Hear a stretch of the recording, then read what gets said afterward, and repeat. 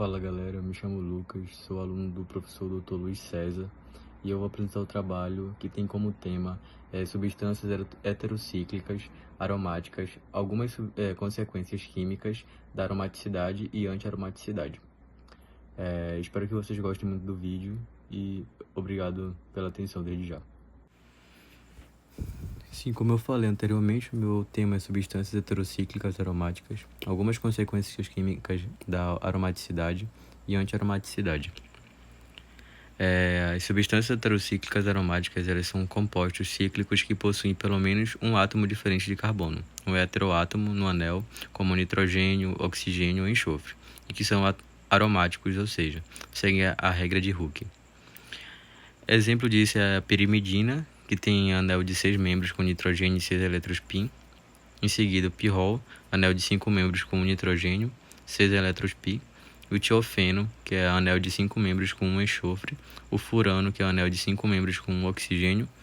E esses compostos eles têm grande importância biológica, que é a composição das bases nitrogenadas do DNA.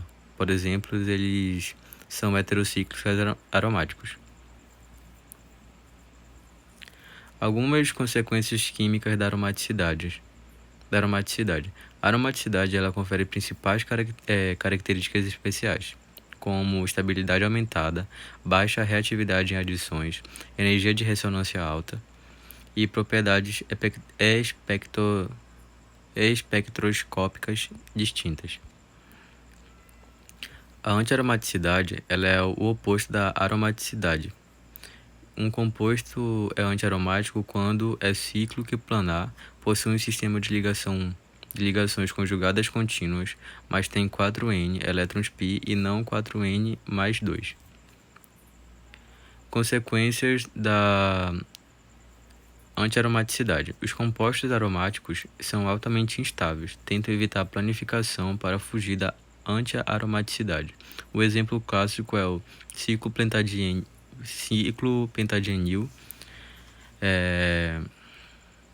que é um cátion, né, que é C5H5+, que tem 4 elétrons π e é antiaromático. E em seguida é o ciclopentadieno, por si só ele é não aromático, porque ele não é plano, mas seu cátion é antiaromático se planar. Substâncias heterocíclicas aromáticas. Como falei antes, são anéis contendo heteroátomos, átomos diferentes de carbono, e que seguem a regra de aromaticidade. O heteroátomo, como nitrogênio, oxigênio ou enxofre, ele pode fornecer elétrons para o sistema π.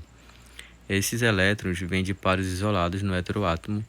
É importante contar corretamente os elétrons π, porque só entram na contagem aqueles que estão no sistema conjugado. E um exemplo é a pirimidina. É a piridina, que é tipo um benzeno com nitrogênio no lugar com nitrogênio no lugar de um carbono. O nitrogênio ele já está ligado com uma ligação simples ao anel, e seu par de elétrons não participa da conjugação, fica em orbital sp2 perpendicular ao sistema π. Então só as três duplas ligações no anel somam 6 elétrons π. E o segundo exemplo é o pirrol, ele tem 5 membros é um anel de 5 membros com um nitrogênio. O nitrogênio usa seu par de elétrons para completar a deslocalização de elétrons π. Contamos com as duas duplas do anel, 4 elétrons, mais o par isolado do N, que são 2 elétrons, que formam 6 elétrons π. E em seguida, a conclusão é a participação do heteroátomo pode ser...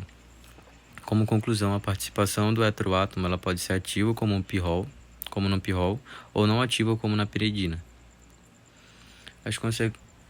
Agora vamos ver as consequências químicas da aromaticidade. A aromaticidade ela resulta na estabilidade química.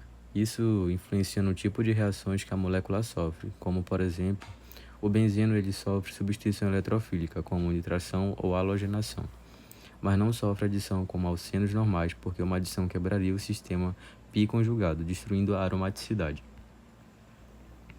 E o exemplo 2 desse assunto é: a energia de estabilização de um sistema aromático é chamada de energia de ressonância.